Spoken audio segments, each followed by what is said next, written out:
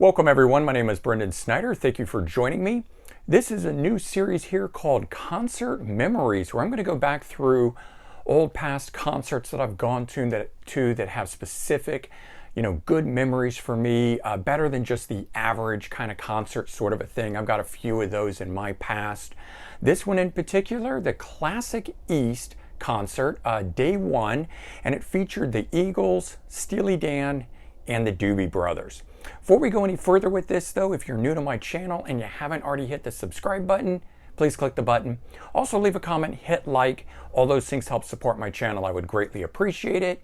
And as an added bonus, you'll be able to stay up to date on all that's going on in the world of music, just like this, with this new series called Concert Memories. So as I said, we're going to take a look at and discuss the Classic East. Now, this was a two-day event, obviously classic rock focused type festival.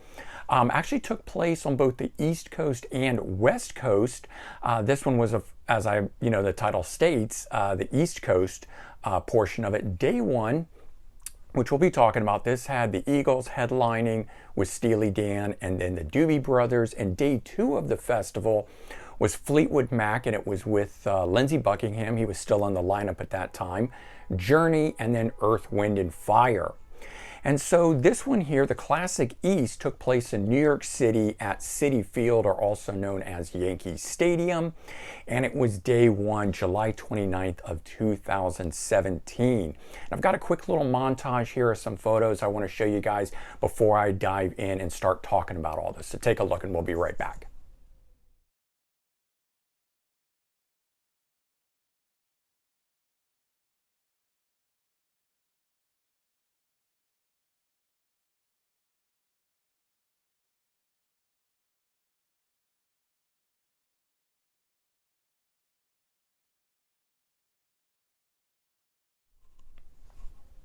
All right, welcome back everyone. Thanks for taking a moment just to look at those cool photos that I took while I was there at the show. With this now, so to give you a little background on that is that I was able to get backstage. I have a friend who knows one of the band members, knows Bill Payne, who plays along with the Doobie Brothers on keyboards. Of course, Bill Payne coming from Little Feat. So we got backstage, and the AAA actually meant family members. So pretty cool thing to be able to do. Had that. Also picked up a shirt while I was there. I'll just show it to you while we're doing this. A Classic East shirt that listed all the bands and everything on it. And a pretty cool backside to this too. So the thing was now, so I didn't really know what to expect with all of this. I've been backstage, but it's different for every kind of show. And when we arrived, we went off to a separate area that was literally headed to the backstage area. And they just stepped right aside. They saw the AAA and they were just like, oh, come on in, right? Go this way. It was, very interesting experience in that regard. We ended up directly in the backstage area, the trucks unloading, all of that sort of stuff. So I saw the gear being handled. You saw that photo of, the gearbox from Steely Dan. I saw them for Eagles, the Doobie Brothers. They were all there kind of a thing. And this all access pass that we had literally let us go anywhere. I mean, nobody stopped us from doing anything. We poked our heads in dressing rooms, the tuning rooms where the guys were jamming and warming up. The coolest place of all of that, though, was the family hangout space. And that was a photo that you saw with Pat Simmons from the Doobie Brothers on guitar holding the sign from the tuning room. He actually enjoyed it so much he was taking that sign with him at that time.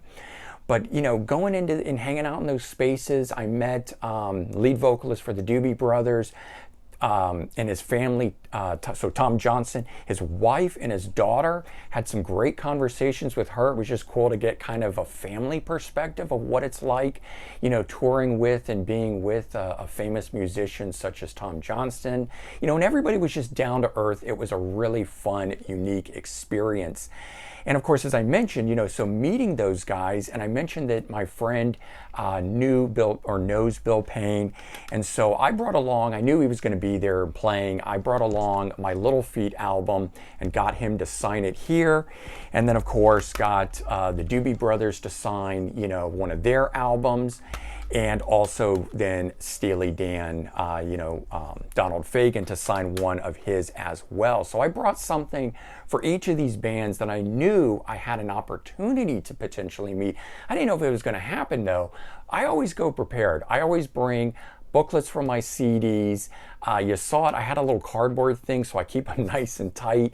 Bring a Sharpie. I always have a Sharpie with me in my bag when I go to shows, because if nothing else, you can get a ticket signed.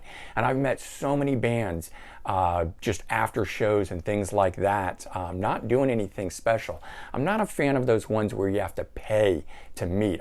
To me, it's a thing. If it's genuine and you actually happen upon it, it's a much better experience. So now, regarding all of this, the Doobies were definitely the nicest guys out of everyone that was there. I did not have an opportunity to meet the Eagles. I poked my head into their dressing room, their tuning room, and their family hangout. They were nowhere to be found. So I don't know where these guys are at, but met the Doobies, hung with them, great guys. I did meet Donald Fagen from Steely Dan in passing. He signed my CD, but he kind of gave me one of those looks like, he couldn't be bothered with all of this, just, get out of my face sort of a thing. And, whatever, he's an older guy and probably had enough of all of this sort of stuff, so I sort of dismissed it. But the highlight of the event for me was definitely the Doobie Brothers. So let's talk performances now. Doobies, technically opened the show, kind of a thing. It was all three, in my opinion, headliners. And they still featured three original members, at least from their heyday. Tom Johnson on lead vocals, Pat Simmons on guitar and vocals, and John McPhee on vocals. And they were fleshed out by some really, really outstanding musicians. They did a 15-song set, songs like Rockin' Down the Highway, Taking It to the Street, Long Train Runnin', which was my favorite, and China Grove, along with Listen to the Music. And so I've got a short clip performance that I want to show you of the song Long Train Running. Let's take a look at it now. It's about 45-50 seconds.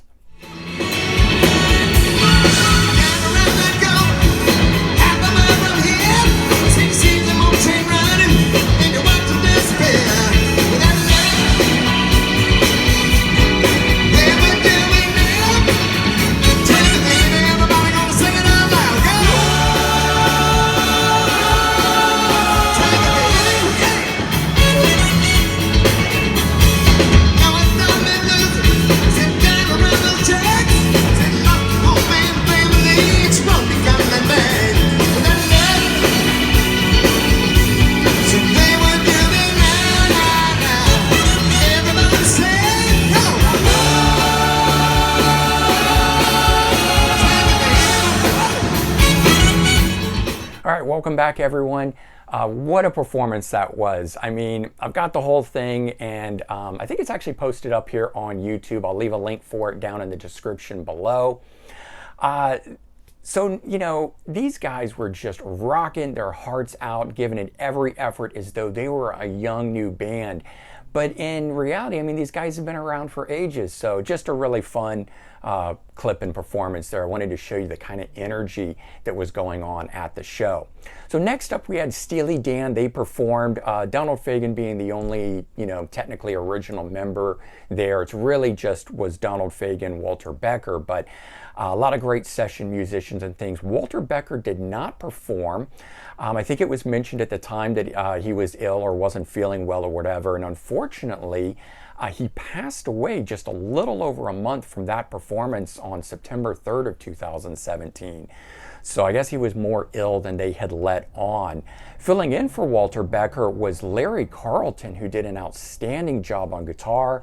He's played with a lot of different groups and stuff. It was great to see him in that lineup.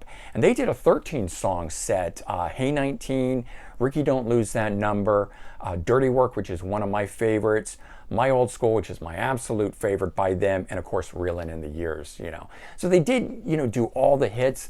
I like to go to the Steely Dan shows that happen here in New York City at the Beacon Theater. They usually do a 1 or 2 week run of dates every year up until COVID thing here. And they do deep cuts, full album performances and stuff like that. But this was great to see them just do a hits-filled set. So that was really nice. And then, of course, headliners for the night, the Eagles. And this was a big performance. I don't know if this was the first one since the passing of Glenn Frey, if they had done another, but it was a major one, I know. And here they had, of course, Don Henley, Joe Walsh, Timothy B. Schmidt, 3 of the original members, again, back from the heyday. I know technically Don Henley is the only original member, but you guys know what I mean. And they added 2 guys for this performance, being Vince Gill, who I think is an excellent addition to the lineup, and then Deacon Frey, the son of Glenn Frey. And I understand why they did that, and they're keeping the legacy alive and that sort of stuff, but I really don't like it when bands bring in younger members that aren't part of that generation. Vince Gill might even be said to be a little younger, part of a different generation, but bringing in someone as young as Deacon Frey, I think it was great for the performance, but now he has continued on doing tours with them and he's listed as a member. So, so be it. It's what they want to do and they feel that it gives them credibility for continuing on. But I would prefer if they just stuck with Vince Gill and the other 3 and did that. That's just my opinion on things. Now, the band did an outstanding 22-song set performance. Take It Easy, which had Deacon Frey singing lead, so that was great to hear him. He did that a couple times. Take It to the Limit with Vince Gill singing lead, and again, he did that a few times. In the City by Joe Walsh, which is one of my favorite songs that they do, and Hotel California. How could you not do that one? Cool thing was he also did 2 Joe Walsh solo song performances, Life in the Fast Lane, which they normally do, but also Rocky Mountain Way, so that was kind of cool. And so I've got a quick little montage here of the Doobies and backstage again, seeing the show into Steely Dan and closing out with the Eagles. Let's take just a moment and see that, and then we'll wrap things up.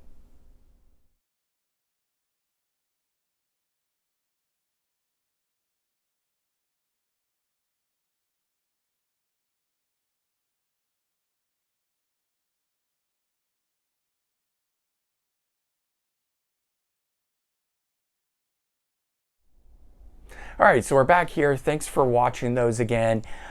In closing, just wrapping this whole thing up, for me it was a really great day of music. I just had an absolute blast backstage.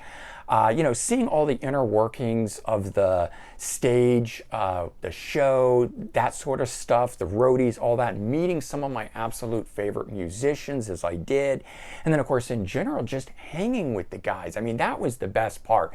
Sitting backstage, both before and after performances with the Doobies, talking it up, just about nothing. I mean, not speaking specifically on music or anything, just hanging with the guys as a normal, average, everyday kind of person was a lot of fun. So I hope you guys enjoyed this first edition of Concert Memories, where I go through some special experiences like this that I have had at shows and give you a little insight into all of that.